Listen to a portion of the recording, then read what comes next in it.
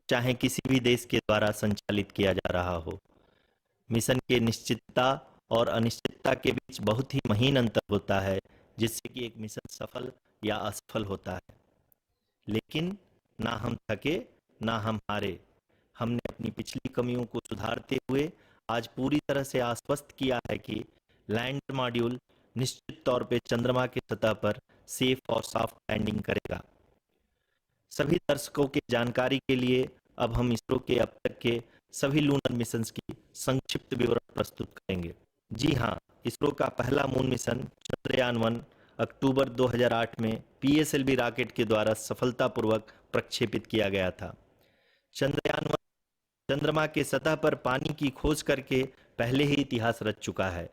यही कारण है कि आजकल विश्व के तमाम अंतरिक्ष वैज्ञानिक और स्पेस एजेंसियां चंद्रमा को और करीब से जानने के लिए उत्सुक दिख रही हैं। अगर हम बात करें चंद्रयान 2 की, जो इसरो का दूसरा मून मिशन है, जुलाई 2019 में इसरो के सबसे ताकतवर रॉकेट LBM-3 द्वारा सफलतापूर्वक प्रक्षेपित किया गया था और आज भी लगभग 4 साल बाद यह चंद्रमा के 100 किलोमीटर के सर्कुलर ऑर्बिट में घूमते हुए बहुत ही उत्तम क्वालिटी का डेटा प्रदान कर रहा है। मिशन के प्रारंभ में इसकी आयु 1 साल निर्धारित की गई थी, परंतु LBM-3 द्वारा बहुत ही सटीक इंजेक्शन और मिशन मैनेजमेंट की वजह से चंद्रयान 2 काफ़ी लंबे समय तक कार्यरत रहेगा। अब तक चंद्रयान 2 चंद्रमा के लगभग सभी भागों का चित्र ले चुका है। इसका एक बहुत ही महत्वपूर्ण पेलोड OHRC यानी कि ऑर्बिटर हाई रिजोल्यूशन कैमरा विश्व का सबसे बेहतरीन कैमरा है, जो कि चंद्रमा के सतह का लगातार पिक्चर भेज रहा है। अब मैं आरुषि जी से निवेदन करूंगा कि वो आप लोगों को इसरो के वर्तमान मिशन चंद्रयान 3 के बारे में बताएं। अभी आपने मिश्रा जी के द्वारा सुना इसरो के अब तक के लूनार मिशंस का विवरण। अब चलते हैं टुवर्ड्स चंद्रयान।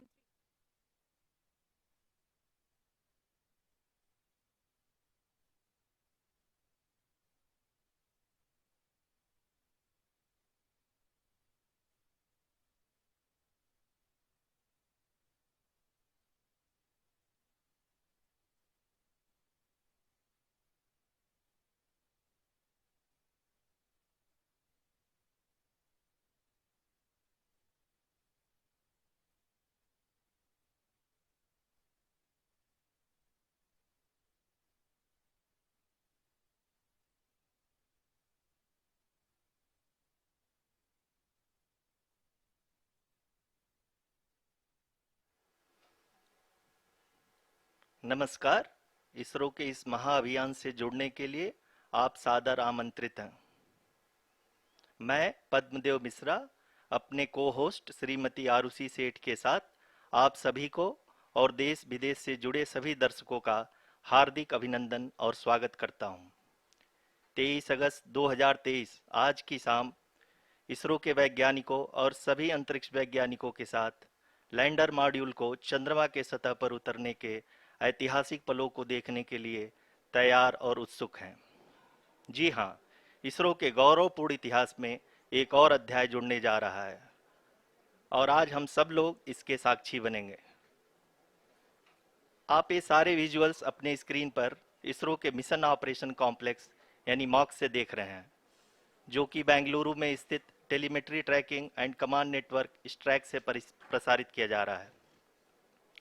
ये विजुअल्स आपको पावर डिसेंट के काउंटडाउन और उस पथ को प्रदर्शित कर रहा है जिस पे चलकर लैंडर आज चंद्रमा के साउथ पोल पे सेफ और सॉफ्ट लैंडिंग करेगा। आपको ध्यान दिला दूं, इस समय हम लोग पावर डिसेंट शुरू होने से लगभग 22 मिनट दूर हैं।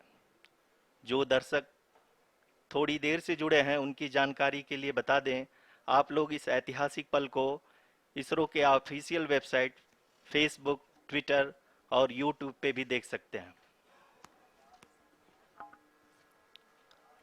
Honorable dignitaries, delegates, scientists, media personnel, and dear viewers, a very good evening to all of you. We at ISRO welcome you to the live coverage of India's prestigious Chandrayaan-3 mission's landing event on the lunar surface. These are the visuals from Mission Operation Complex at ISRO's Telemetry Tracking and Command Network, ISTRAC, situated in Namma Bengaluru, Karnataka. I, Arushi Seth, and my colleague, Dr. Padamdeo Mishra, are your hosts for the evening and shall accompany you on the journey of the landing event from powered descent start to touchdown. Today, we shall be witnessing the final phase of the critical and most technologically challenging mission operations of Chandrayaan 3, wherein the lander module will be making a safe and soft landing on the surface of the moon. These display screens show the countdown to the power descent start as well as the path that will be followed by the lander module.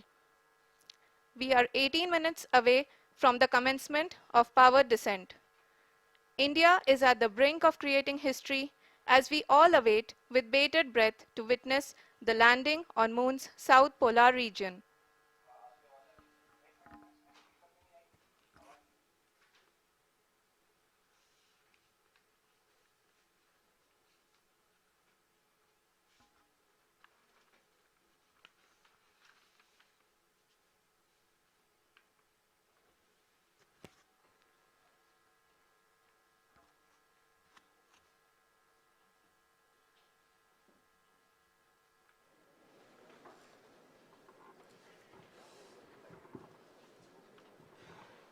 ISRO का पहला moon mission Chandrayaan 1 अक्टूबर 2008 में PSLV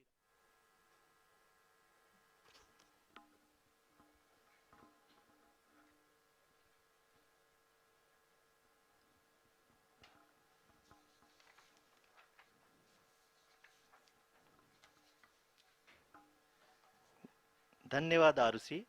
अगर मैं सही मायने में कहूं तो अंतरिक्ष का कोई भी मिशन हो और चाहे किसी भी देश के द्वारा संचालित किया जा रहा हो, इसरो मिशन की निश्चितता और अनिश्चितता के बीच बहुत ही महीन अंतर होता है, जिससे कि एक मिशन सफल या असफल होता है।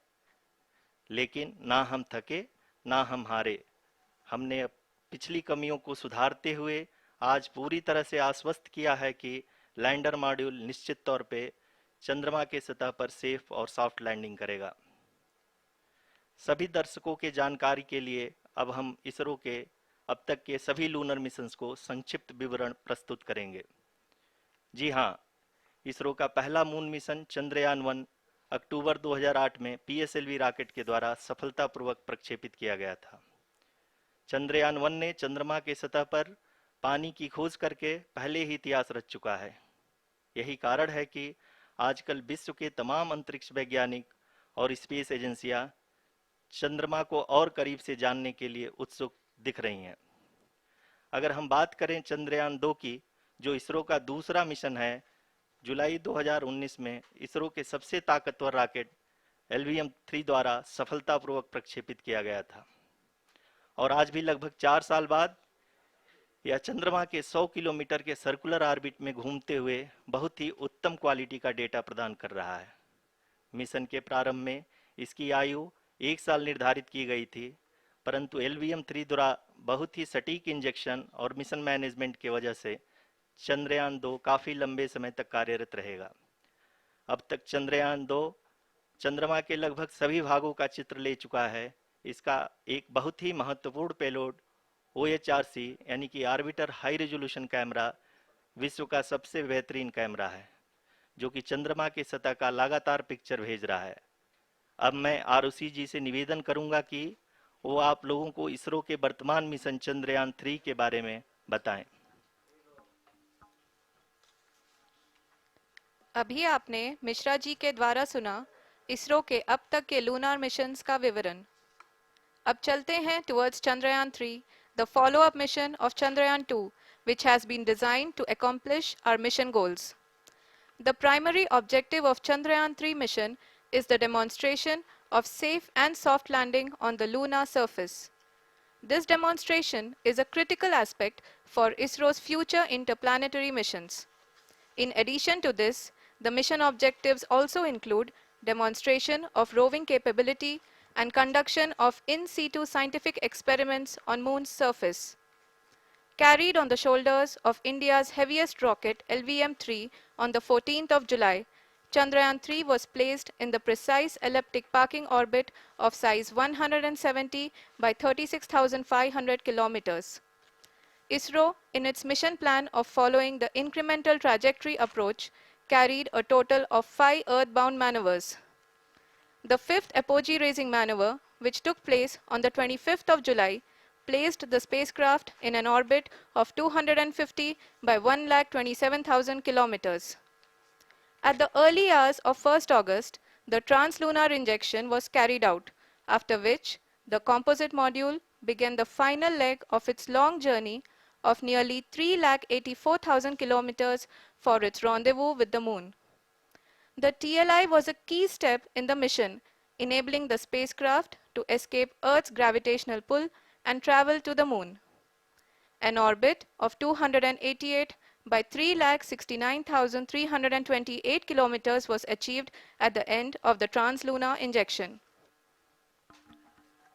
जी हाँ, ट्रांसलूनर इंजेक्शन किसी भी इंटरप्लेनेटरी मिशन के लिए बहुत ही आवश्यक परंतु कठिन ऑपरेशन होता है।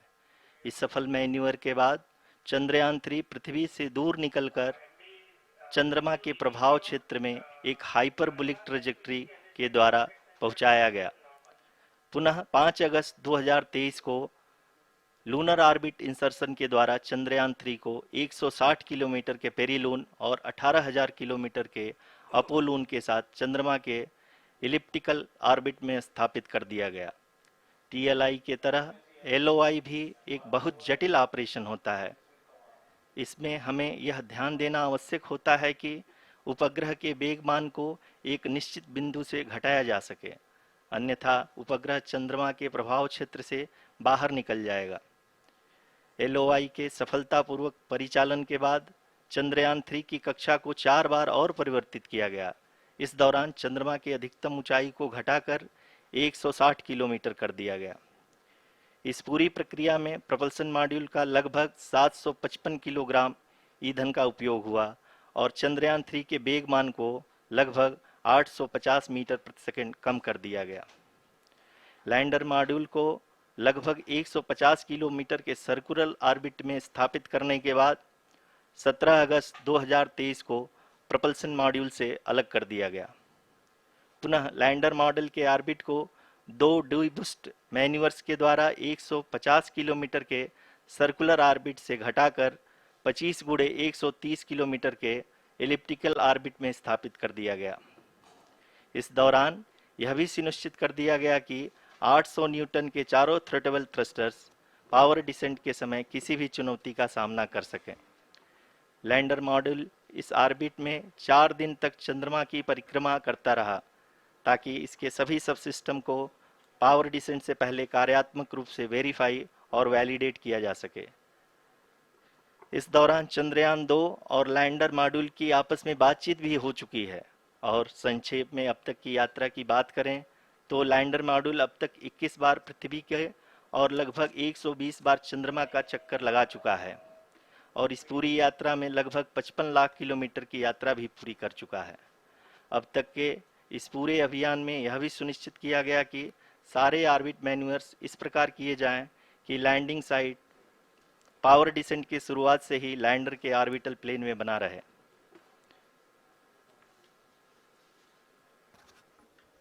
Make it further that is true indeed.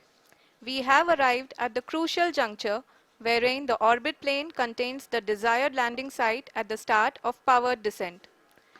We are also happy to announce that live images from the Chandrayaan-3 lander imager camera is being received continuously. The demonstration of soft landing on the moon's surface is no ordinary feat due to the innumerable challenges and complexities involved. The lander velocity has to be killed from nearly 6,048 kilometers per hour without any aid from the thin and tenuous moon's atmosphere. The lunar dust at the time of landing and the craters and boulders scattered over the moon's surface make it further complicated to achieve this. The new and improved Chandrayaan-3 design has been built after envisaging all the scenarios which the lander module can encounter. With several software improvements, provision for full-level redundancies, a plethora of special tests, namely the integrated hot test, integrated cold test, and lander leg drop tests were carried out for the lander module.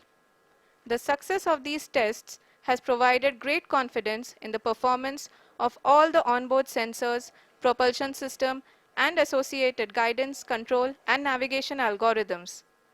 The key findings during the tests have enabled to improve the overall system performance.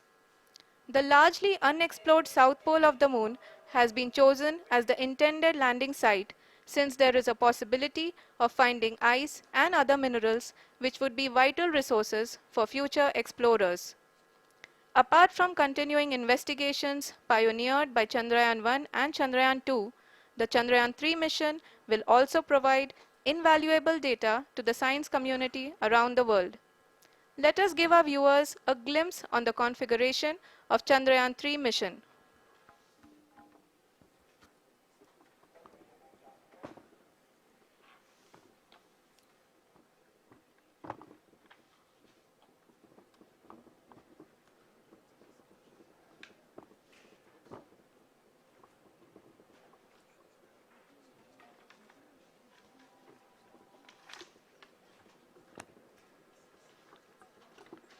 Chandrayaan 3 का mission plan लगभग चंद्रयान 2 के तरह ही बनाया गया है। यहाँ यह भी सुनिश्चित किया गया है कि चंद्रयान 3 को रॉकेट से अलग होने से लेकर के चंद्रमा के निकटतम कक्षा में स्थापित होने तक सारी गतिविधियां चंद्रयान 2 के तरह ही हों। और अब हम यह कह सकते हैं कि यह प्लान पूरी तरह से 100% सफल रहा। हालांकि लैंडर मॉड्यूल के सेंसर्स और propulsion सिस्टम को इस तरह से मजबूत किया गया है कि लैंडर पावर डिसेंट के समय किसी भी आपदा से बाहर आकर के मिशन के मुख्य उद्देश्य को पूरा कर सके। इस क्रम में लैंडर के मुख्य सेंसर्स कारा, लासा, LHBC, LDV और LHDAC का कार्यात्मक परीक्षण भी किया जा चुका है। LDV जो कि पूर्णतः स्वदेशी तकनीकी से बनाया गया एक नया सेंसर है, इसका मुख्य कार्य लैंडर के वेलोसिटी को तीनों अक्षों में कंप्यूट करना है। पावर डिसेंट के दौरान लैंडर के सटीक पोजीशन और वेलोसिटी का ज्ञान होना बहुत ही आवश्यक है। लिराप यानी laser inertial referencing and accelerometer package इस कार्य को पावर डिसेंट के दौरान बखूबी निभाएगा। ट्रैजेक्टरी जनरेशन जो कि चंद्रयान 3 मिशन के लिए बहुत ही अहम है, क्योंकि हर ऑर्बिट मैन्यूवर के बाद यह सुनिश्चित किया जाता है कि लैंडर की मिशन ऑब्जेक्टिव को ना बदले। इस क्रम में मैं यह भी आपको बता दूं कि ऑर्बिट डिटर्मिनेशन जो कि उपग्रह के पोजीशन और वेलोसिटी को बहुत ही एक्यूरेटली बताता है, एक बहुत ही कठिन और जटिल कंप्यूटेशन और एस्टिमेशन होता है। यहाँ यह भी जानना महत्वपूर्ण है कि चंद्रयान 2 का OHRC पेलोड अब तक काफ़ी ऊंचे स्तर का डैम प्रदान किया है, जिसके फलस्वरूप लैंडिंग साइट के सीमा को बढ़ाकर 4x2.4 किलोमीटर कर दिया गया है, जो कि पावर डिसेंट के दौरान सॉफ्ट लैंडिंग कराने में काफ़ी सहायक सिद्ध होगा।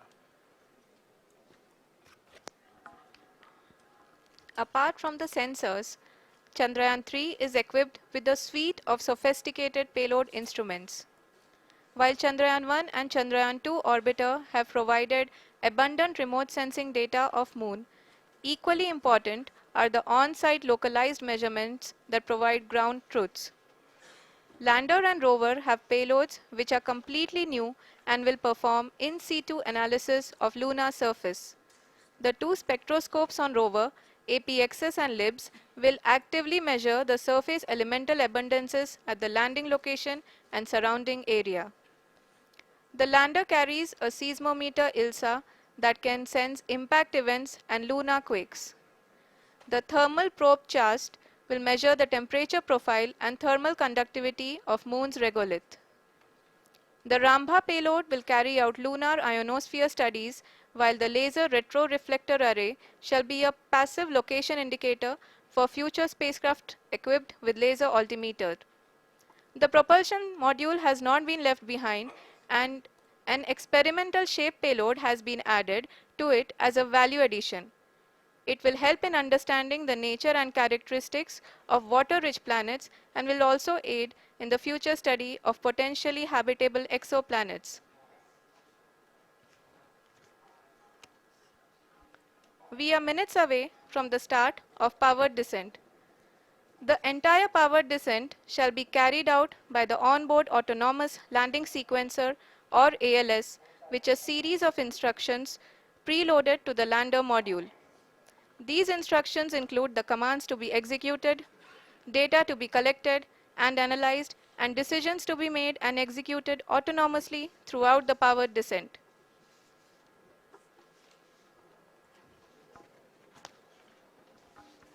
जी हाँ, अब हम पावर डिसेंट के बहुत ही करीब आ चुके हैं। हम आपको बताते चलें कि पावर डिसेंट को कुल 4 चरणों में बांटा गया है।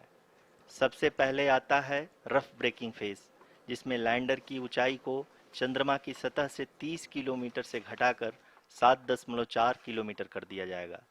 इस पूरी प्रक्रिया को पूरा करने में लगभग 11.5 मिनट लगेगा और इसका समानांतर वेग 1680 मीटर प्रति सेकंड से घटाकर 358 मीटर प्रति सेकंड हो जाएगा। We have continuous flow of lander telemetry data from ISRO's Deep Space Network IDSN-32 located in Belalu, Bengaluru. The data is being acquired real time by station and is flown to the Mission Operation Complex through our communication links. In addition to it, we also have support from ESA and JPL DSN stations. There will be no ground intervention once the ALS takes charge. The preparation for today's event had started 48 hours before, wherein various pre-selections and uplinking of parameters for the autonomous landing sequence were carried out. The whole descent is divided into 4 phases: the rough braking phase, the attitude hold phase, fine braking phase, and the local navigation phase or the terminal descent phase.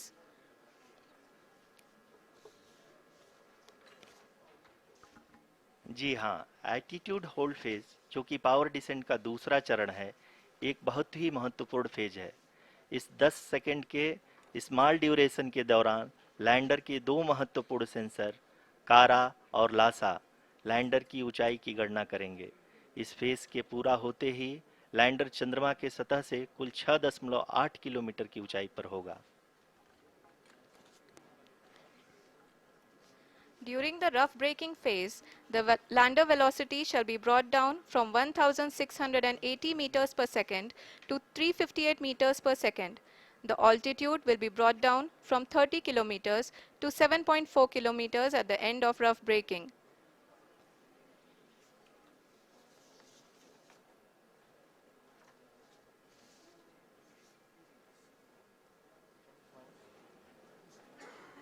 Currently,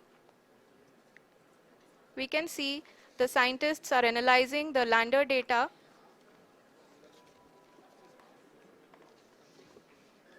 जी हाँ, हम ये देख सकते हैं कि mission operation complex रूप में बैठे सभी वैज्ञानिक ये जो भी डेटा देख रहे हैं वो डीप स्पेस नेटवर्क आईडीएसएन 32 के द्वारा प्रोवाइड किया जा रहा है। और अगर हम अब बात करें पावर डिसेंट के तीसरे चरण का, जो कि फाइन ब्रेकिंग फेज होगा, जिसमें लैंडर लैंडिंग साइट से जस्ट 800 मीटर की ऊंचाई पर वर्टिकली होगा।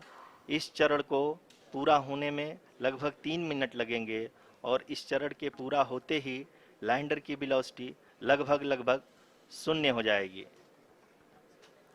The scientists here at ISTRAC are glued to their systems, analyzing all sorts of complex data. We are very close to the powered descent, to the start of the powered descent phase.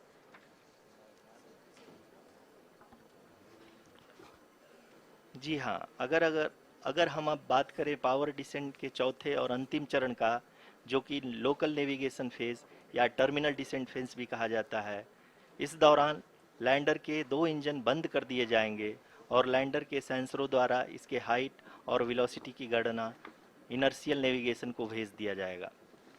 इस दौरान lander 150 metre की ऊंचाई को प्राप्त करने के बाद कुल 131 सेकंड लगाएगा। इस पड़ाव पे आने के बाद पुनः लैंडर 22 सेकंड के लिए हवरिंग करेगा।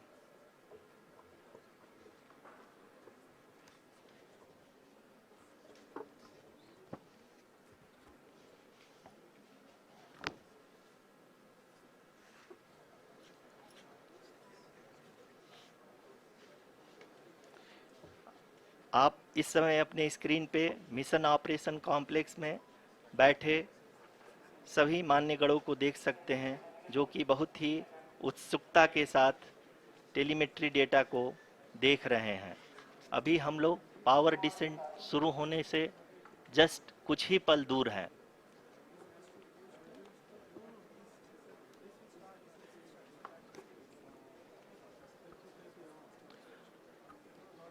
पावर डिसेंट शुरू होने में लगभग 30 सेकंड ही बचा है और हमको ये सारे data mission operation complex room में आईडीएसएन 32 के द्वारा, जो कि लगातार लैंडर के कनेक्शन में बना हुआ है, प्रदान कर रहा है। Dear viewers, the pivotal power descent has begun and the lander module is propelling towards the moon's surface along the intended trajectory.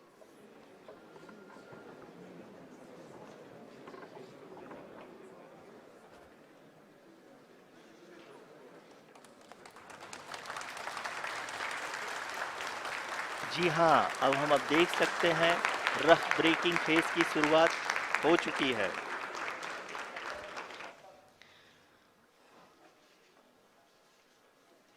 During this rough braking phase, the lander velocity shall be brought down from 1680 meters per second to 358 meters per second.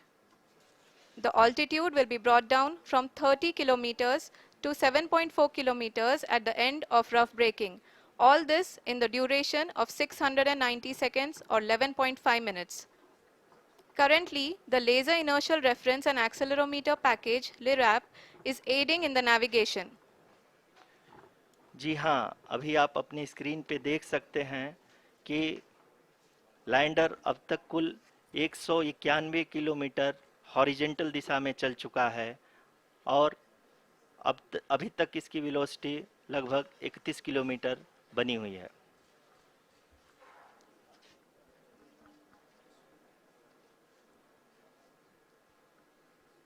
The lander module has traveled a distance of approximately 228 kilometers.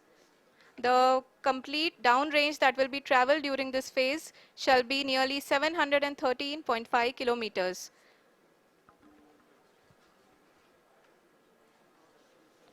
जी हाँ, कुल 745 kilometre के इस rough breaking phase में आप देख सकते हैं कि हम लोग लगभग अपनी यात्रा 20% कंप्लीट कर चुके हैं।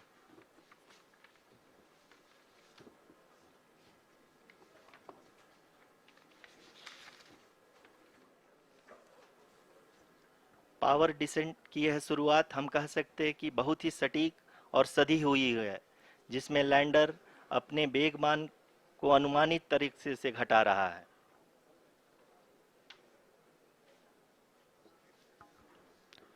The altitude of the lander module will reduce from 7.4 kilometers to 6.8 kilometers.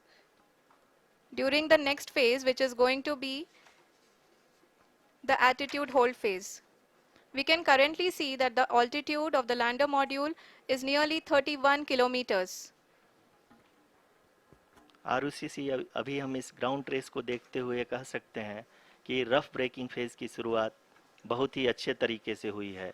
आप ये देख सकती हैं कि जो भी प्रोजेक्टेड ग्राउंड ट्रेस है, उसी पे अपना लैंडर मॉड्यूल आगे चलते हुए बढ़ रहा है। अभी तक ये देखा जा सकता है कि लैंडर मॉड्यूल लगभग 370 किलोमीटर क्षैतिज दिशा में चल चुका है। The mission operations team is analyzing the data. We can all see the seriousness and the concentration with which each and every parameter of the lander module is being analyzed. The performance so far seems to be nominal. जी आरुषि, चूंकि ALS activate किया जा चुका है, इसलिए ground से कोई commanding नहीं की जा रही है। इस दौरान आपके स्क्रीन पे सारे डेटा इसरो के डीप स्पेस नेटवर्क से रियल टाइम में आ रहे हैं। इस मिशन में सेकेंड और थर्ड ऑर्डर गाइडेंस पॉलिनोमियल का प्रयोग हुआ है, जो कि इनर्शियल थ्रस्ट और एंगल के हमेशा सुनिश्चित करेगा। During the entire descent, there is no ground intervention as the ALS has taken charge. The preparation for today's event had started nearly 48 hours before, wherein various pre-selections and uplinking of parameters were done. We can see that the vertical velocity of the lander module has been brought down. It is continuously coming down. And the ALS had already been initiated 1 hour before the scheduled time of the power descent start. Following this, the throttleable engine electronics module, the TECM, was switched on and lander was oriented to the favorable attitude. जी हाँ, आप अपनी screen पे देख सकते हैं कि lander module जिसकी शुरुआत में वेलोसिटी 1680 मीटर पर सेकंड थी, लगभग 1150 मीटर पर सेकंड हो चुकी है, जो कि एक बहुत ही मैजेस्टिक शुरुआत कही जा सकती है इस रफ ब्रेकिंग फेज के लिए।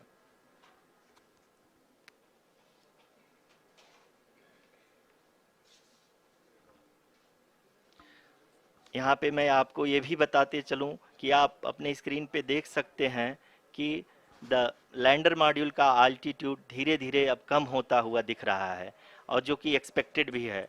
अभी हम बात करें करंट आल्टीट्यूड की, तो जो कि 28.6 किलोमीटर के आसपास है। आप स्क्रीन पर ये भी देख सकते हैं Chandrayaan 3 lander imager display. The lander imager is continuously taking photographs of the moon's surface, and that is also being streamed here. Currently, the horizontal velocity has been brought down and the distance traveled is 574 kilometers. The current altitude is 27 kilometers as can be seen on the screen. जी हाँ, करीब करीब अपने आधे सफ़र को पूरा करते हुए इस रफ ब्रेकिंग फेज में लैंडर बहुत ही आगे की तरफ बढ़ते हुए अपनी ऊंचाई को घटा रहा है। अगर अब बात करें तो लैंडर की ऊंचाई चंद्रमा के सतह से लगभग 27 किलोमीटर से नीचे हो चुकी है, करीब करीब 26.7 किलोमीटर के आसपास है। The next phase after the rough braking phase is the attitude hold phase, which will be for a duration of nearly 10 seconds.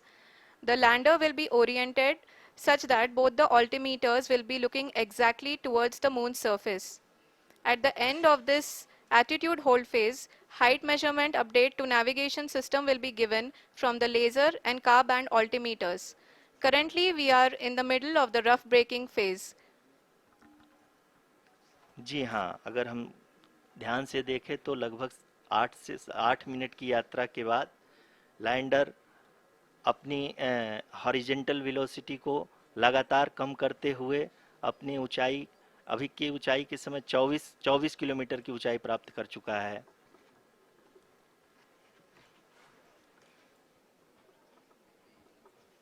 अब तक के आंकड़े को देखते हुए हम कह सकते हैं कि लैंडिंग पूरी तरह से नॉमिनल है। यहाँ पर हम देख सकते हैं कि हॉरिजेंटल वेलोसिटी लगातार कम होती हुई दिख रही है।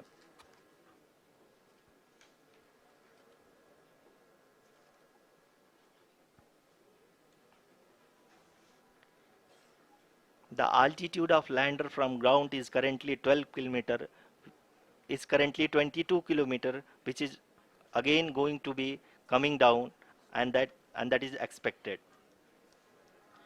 For the viewers who have joined now, we are in the power descent phase, and we are in the rough braking phase, which is the first phase of the power descent. We have currently traveled a downrange of 697 kilometers, and the downrange that has to be traveled during this phase is 713.5 kilometers. जी हाँ, अभी आप देख सकते हैं कि lander की horizontal velocity लगभग 720 metre प्रति सेकंड हो गई है।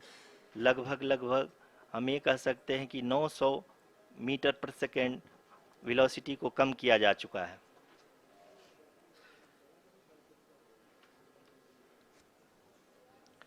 At the same time, we can see the altitude of the lander is just 17.8 kilometer from the moon surface, which is going to be around 7.4 at the end of the rough braking phase.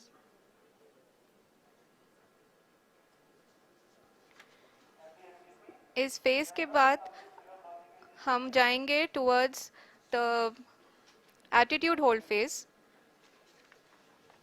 where we will be expecting sensor update from the laser and car band altimeters.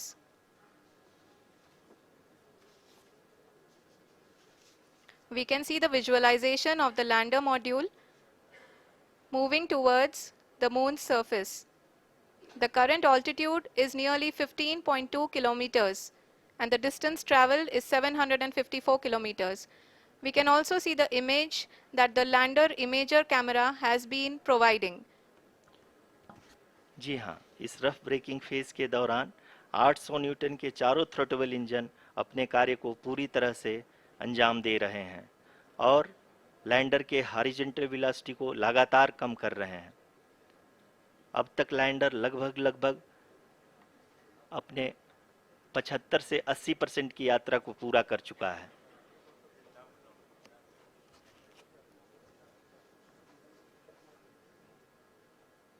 After the rough braking and the attitude hold phase, we shall be having the fine braking phase, which will continue for nearly 3 minutes.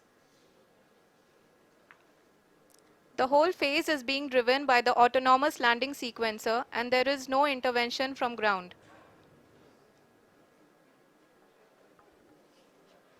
जी हाँ आरुषि, अभी आप अपनी screen पे देख सकती हैं कि जो करंट आल्टीट्यूड है चंद्रमा के सतह से लगभग 10 किलोमीटर के आसपास है। जी हाँ, हम अपने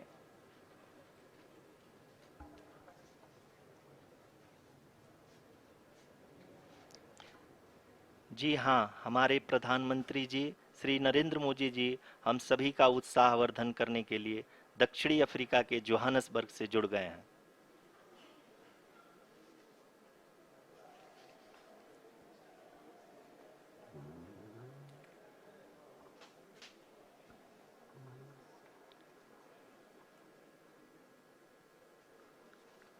Yes, we are privileged to have with us Honorable Prime Minister of India, Shri Narendra Modi ji, who has joined us from South Africa's Johannesburg to encourage us.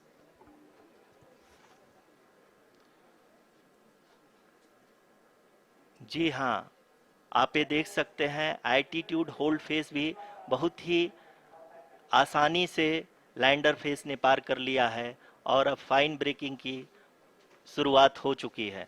अभी हम ये देख सकते हैं कि लैंडर की ऊंचाई लगभग 5.6 किलोमीटर है, जो कि इस फेज के उपरांत लगभग 800 मीटर हो जाएगी।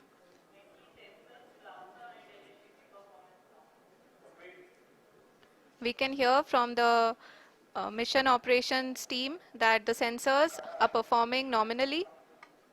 And we are currently in the midst of the fine braking phase, which is going to continue for 3 minutes. And the altitude is going to be reduced to nearly 800 meters at the end of this phase. जी हाँ, जैसा कि आरुषि जी ने बताया कि लगभग 3 minute के उपरांत lander की हाइट लगभग 800 मीटर वर्टिकली होगी और यहाँ पे लैंडर की horizontal velocity, vertical velocity, even down range भी लगभग शून्य होगा। We can see the visual of the lander module and we can see that the downrange traveled is nearly 831 kilometers.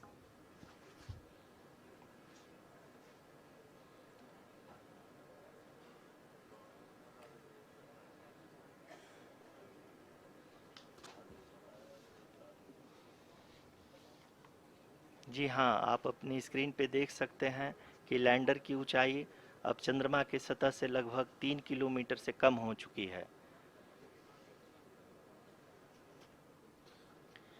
We are very close to the moon's surface, nearly 2.6 kilometers as we can see.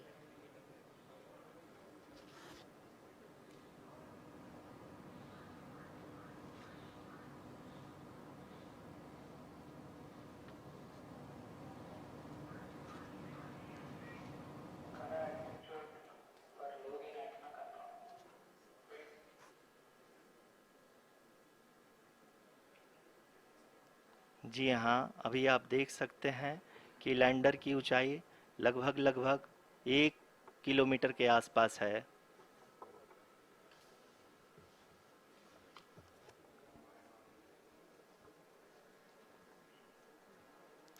We are nearing the final phase of the power descent, which is going to be the vertical descent phase or the local navigation phase. जी हाँ, अब हम fine breaking waves के एकदम करीब आ चुके हैं। हाँ, आप तालियों के गड़गड़ाहट से सुन सकते हैं कि हम लोगों ने तीसरे चरण को भी बहुत ही सफलतापूर्वक हासिल कर लिया है और अभी हम वर्टिकल डिसेंट फेज में आ चुके हैं, जिसकी शुरुआत भी बहुत ही अच्छे ढंग से हो चुकी है।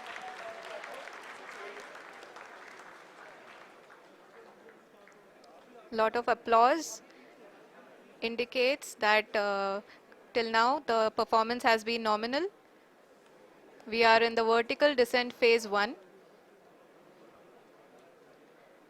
The altitude is being brought down from 800 meters and we are nearing and approaching the lunar surface.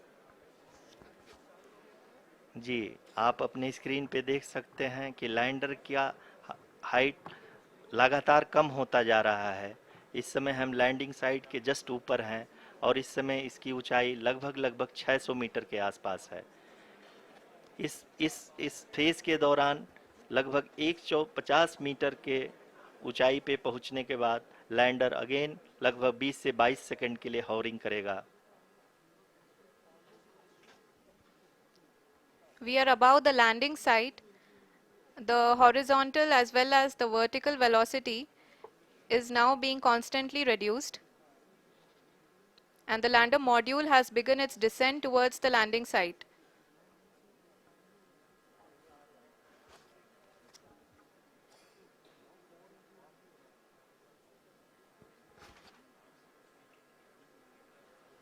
जी हाँ, आप अपने स्क्रीन पे देख सकते हैं ये जो पथ निर्धारित किया गया है, लैंडर पूरी तरह से उसी को ही फॉलो कर रहा है।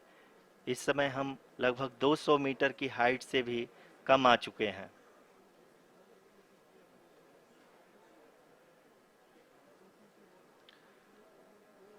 अब हम ये देख सकते हैं कि हम लगभग लगभग 150 मीटर की ऊंचाई पे हैं चंद्रमा के सतह से।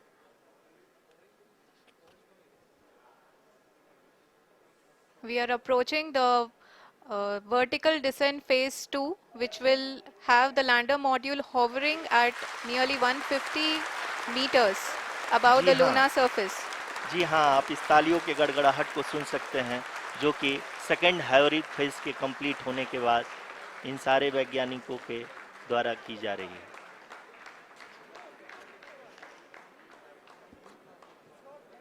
जी हाँ, आप अगर फिर से ध्यान से देखें तो एल्टीट्यूड पुनः कम होता जा रहा है। अभी हम लोग लगभग लगभग 135 मीटर की ऊंचाई पे हैं। The sensors that are updating at this point are providing confirmation of the safety of the landing site. As expected, the retargeting is going on and this is a very good signature for the lander. अभी आप ये देख सकते हैं कि lander की ऊंचाई लगभग 65 मीटर के आसपास बची हुई है।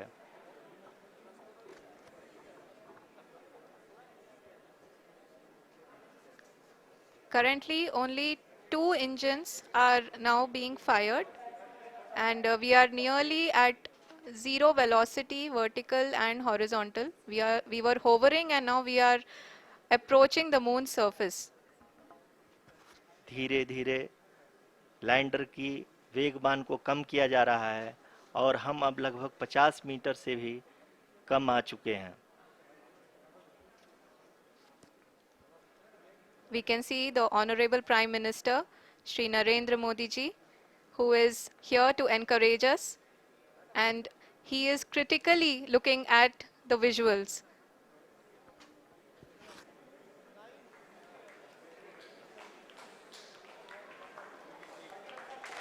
जी हाँ, आप अपने स्क्रीन पे देख सकते हैं कि हम lander module People are applauding. Let lander us all module wait to hear from the Secretary Department of Space and Chairman ISRO, Shri S. Somnath. Lander module पूरी तरह से सेफली और सॉफ्टली चंद्रमा के सतह पे लैंड हो चुका है। ये हम लोगों के लिए बहुत ही गर्व की बात है। हिंदी में एक कहावत है कि चंदा मामा दूर के, लेकिन अब हम ये कह सकते हैं कि चंदा मामा अपने घर के। बहुत ही उम्दा. The hard work of the entire ISRO community has come to fruition.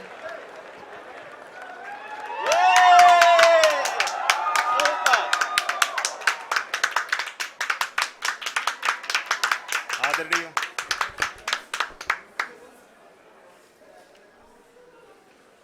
आदरणीय प्रधानमंत्री जी, नमस्कार sir. We have achieved soft landing on the moon.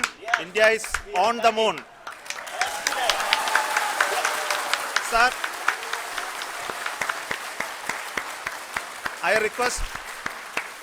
request our Honorable Prime Minister to address us and bless us. Thank you, sir.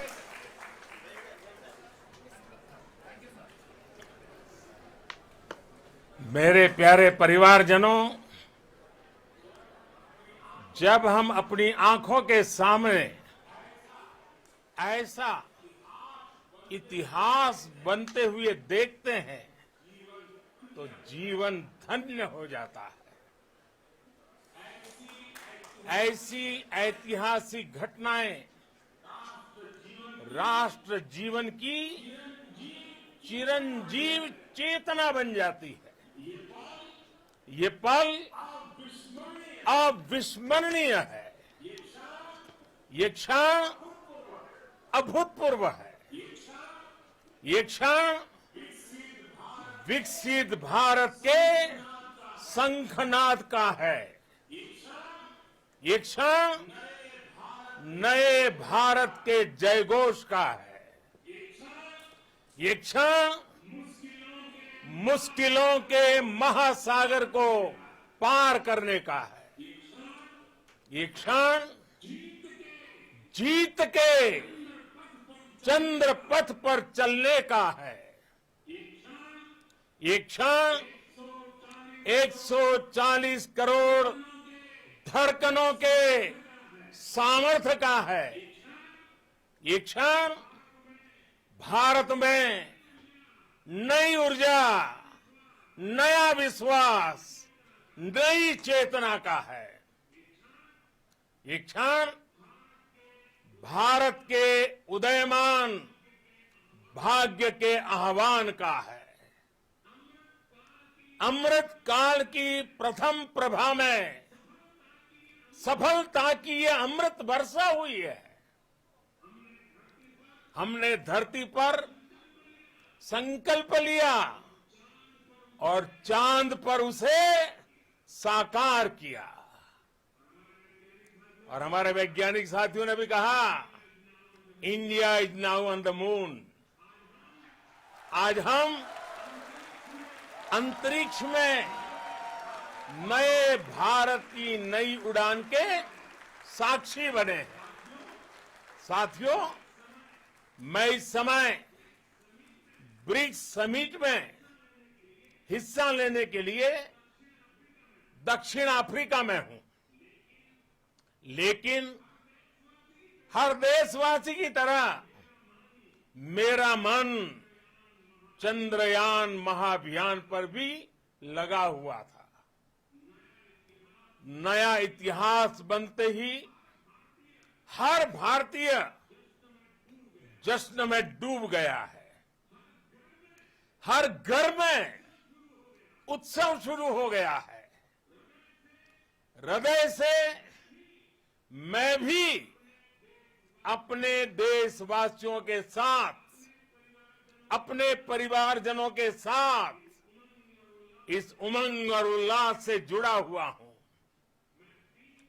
मैं team Chandrayaan को, इसरो को और देश के सभी वैज्ञानिकों को जी जान से बहुत बहुत बधाई देता हूं, जिन्होंने इस पल के लिए वर्षों तक इतना परिश्रम किया है। उत्साह, उमंग, आनंद और भावुकता से भरे इस अद्भुत पल के लिए मैं 140 करोड़ देशवासियों को भी कोटि कोटि बधाइयां देता हूं। मेरे परिवारजनों, हमारे वैज्ञानिकों के परिश्रम और प्रतिभा से भारत चंद्रमा के उस दक्षिणी ध्रुव पर पहुंचा है जहां आज तक दुनिया का कोई भी देश नहीं पहुंच सका। अब आज के बाद से चांद से जुड़े मिथक बदल जाएंगे, कथानक भी बदल जाएंगे और नई पीढ़ी के लिए कहावतें भी बदल जाएगी। भारत में तो हम सभी लोग धरती को मां कहते हैं और चांद को मामा बुलाते हैं। कभी कहा जाता था चंदा मामा बहुत दूर के हैं, चंदा मामा बहुत दूर के हैं। अब एक दिन वो भी आएगा जब बच्चे कहा करेंगे चंदा मामा बस एक टूर के हैं। Friends, on this joyous occasion, I would like to address all the people of the world, the people of every country and region. India's successful moon mission is not just India's alone. This is a year in which the world is witnessing India's G20 presidency. Our approach of one earth, one family, one future is resonating across the globe. This human-centric approach that we present and that we represent has been welcomed universally. Our moon mission is also based on the same human-centric approach. Therefore, this success belongs to all of humanity, and it will help moon missions by other countries in the future. I am confident that all countries in the world, including those from the global south, are capable of achieving such feats. We can all aspire for the moon and beyond. मेरे परिवारजनों, चंद्रयान महाअभियान के ये उपलब्धि भारत की उड़ान को चंद्रमा की कक्षाओं से आगे जाएगी। हम हमारे सौर मंडल की सीमाओं का सामर्थ्य परखेंगे और मानव के लिए ब्रह्मांड की अनेक संभावनाओं को साकार करने के लिए भी जरूर काम करेंगे। हमने भविष्य के लिए कई बड़े और महत्वाकांक्षी लक्ष्य तय किए हैं। जल्द ही सूर्य के विस्तृत अध्ययन के लिए ISRO Aditya L1 mission launch करने जा रहा है। इसके बाद शुक्र भी इसरो के लक्ष्यों में से एक है। गगनयान के जरिए देश अपने पहले ह्यूमन स्पेस फ्लाइट मिशन के लिए भी पूरी तैयारी के साथ जुटा है। भारत बार बार ये साबित कर रहा है कि sky is not the limit. साथियों, साइंस और टेक्नोलॉजी देश के उज्जवल भविष्य का आधार है। इसलिए आज के इस दिन को देश हमेशा हमेशा के लिए याद रखेगा। यह दिन हम सभी को एक उज्जवल भविष्य की ओर बढ़ने के लिए प्रेरित करेगा। ये दिन हमें अपने संकल्पों की सिद्धि का रास्ता दिखाएगा। ये दिन इस बात का प्रतीक है कि हार से सबक लेकर जीत कैसे हासिल की जाती है। एक बार फिर देश के सभी वैज्ञानिकों को बहुत बहुत बधाई और भविष्य के मिशन के लिए ढेरों शुभकामनाएं। बहुत बहुत धन्यवाद।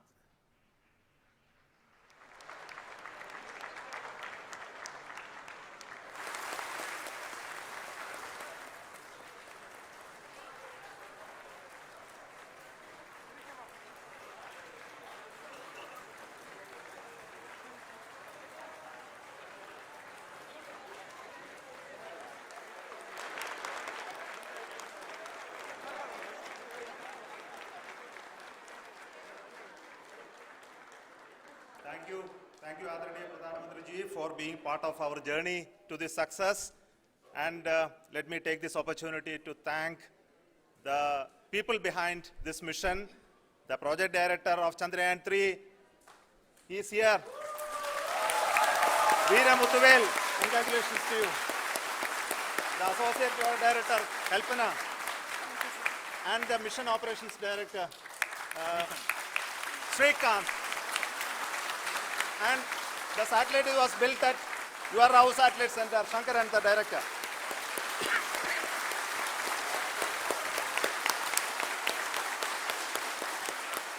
Thank you, sir. Hello.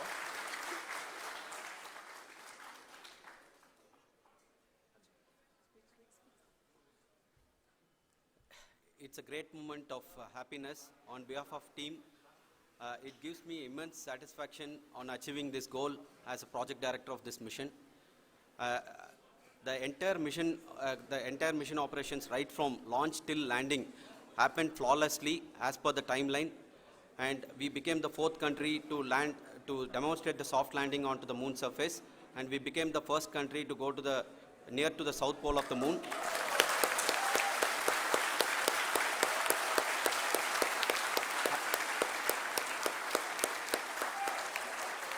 I take this opportunity to thank navigation, guidance and control team, propulsion team, sensors team and all the mainframe subsystems team who have brought success to this mission. I also take the opportunity to thank the Critical Operations Review Committee for thoroughly reviewing the mission operations right from launch till this date. The target was on spot because of the review process. I also thank the ISRO higher management, right from Chairman ISRO, Director URSC and all the center directors and higher ISRO officials. And finally, my thanks to the Chandrayaan-3 project executives spread across the ISRO centers. Thank you.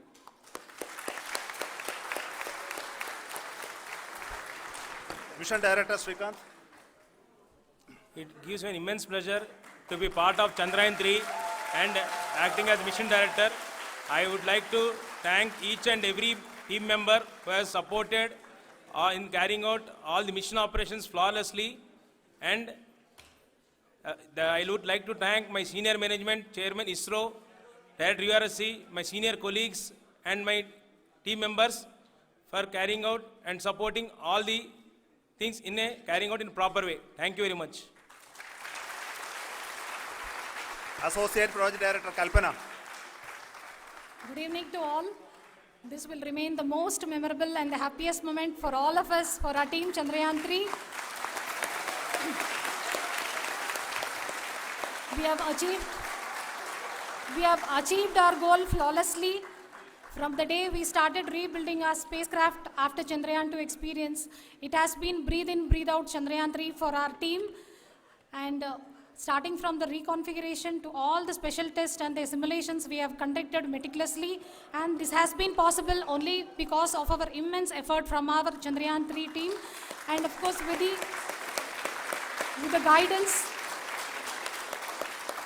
the guidance from our chairman ISRO, our directors and all our experts. With all this, it has been possible. Thank you one and all. Thank you for all the minutest help which has been provided from all the areas of departments. Thank you. Thank you.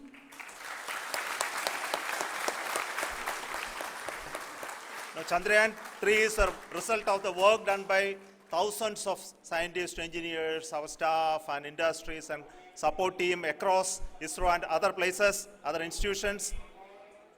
And Shankaran has been the lead of the center which integrated all of these efforts in the last so many years.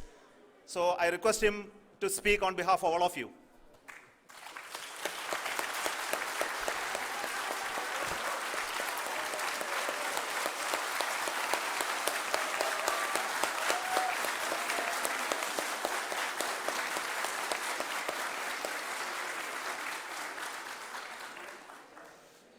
Thank you very much for the affection that has been displayed today now. Today, we have achieved what we set out to achieve in 2019. It was delayed by about 4 years, but we have done it. When Chandrayaan 3 was launched, after the separation of the spacecraft from launch vehicle, I said, I will speak the rest of the things after the soft landing. So here I will take a couple of minutes to tell the tremendous amount of effort that has been put in by the entire project team. When I say project team, it is not just only the project director and associate project director. Of course, they are the face of the project. They have been living, sleeping, eating, breathing Chandrayaan for the last 4 years. They have been supported by such a large number of people, particularly in the navigation, guidance and control area, propulsion system. This area, the amount of effort that has been put by people, the number of simulations that have been done, the number of reviews they have gone through, the amount of criticism they faced and overcome that. It is, as a person who has been watching this for the last 4 years along with them, my heart goes out for them. The amount of effort is tremendous. That is what ISRO is all about. That is what our organization has taught us to do. Now today, this success has put us even more higher responsibility, as the Honorable Prime Minister was telling, because we have set the bar now so high. Nothing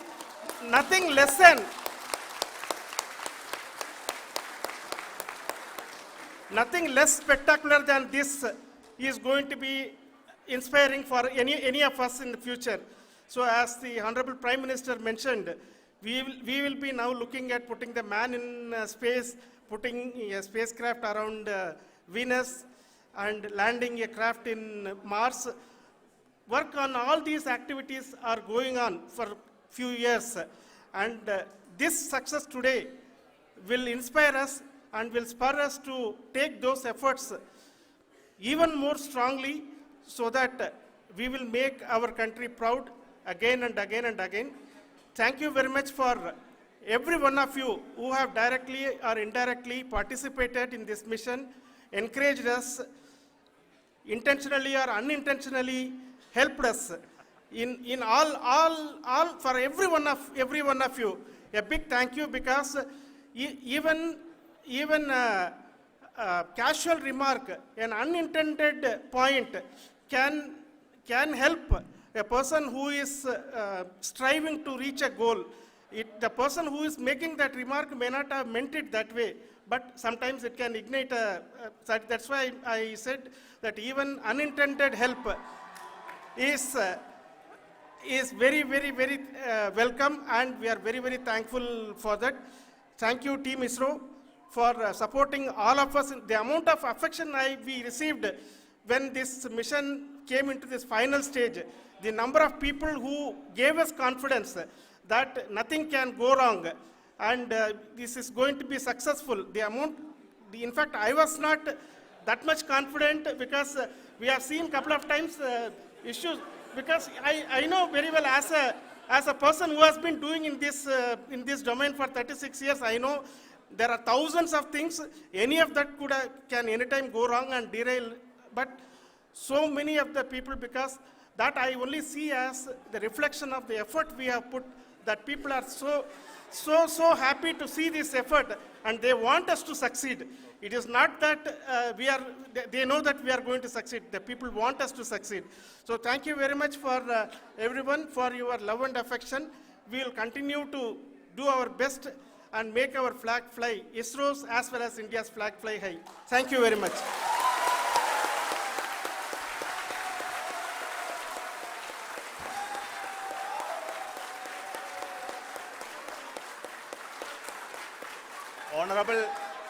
Honorable Prime Minister called me and conveyed his greetings to each one of you and your family, for the wonderful work you did in ISRO.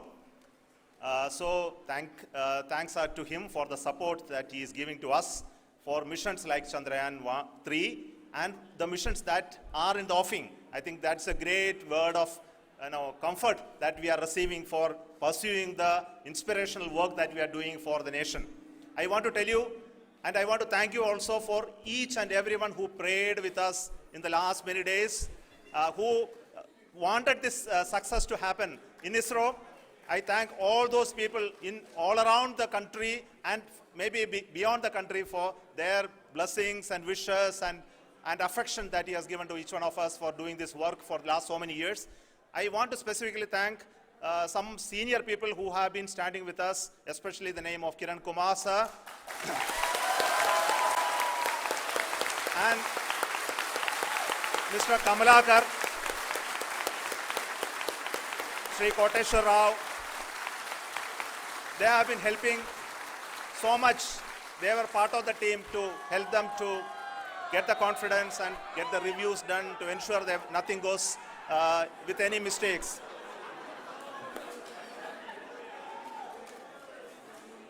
And of course, this is not the work of us alone. This is a work of a generation of ISRO leadership and ISRO scientists. And this is a journey we started in Chandrayaan 1, continued in Chandrayaan 2, and Chandrayaan 2 craft is still working and doing a lot of communication work with us. And all the team that contributed to building Chandrayaan 1 and Chandrayaan 2 should be remembered and thanked while we celebrate Chandrayaan 3. And this is an incremental progress and definitely a great, huge one it is. And thank you so much for all the support and work that you have done. Thank you.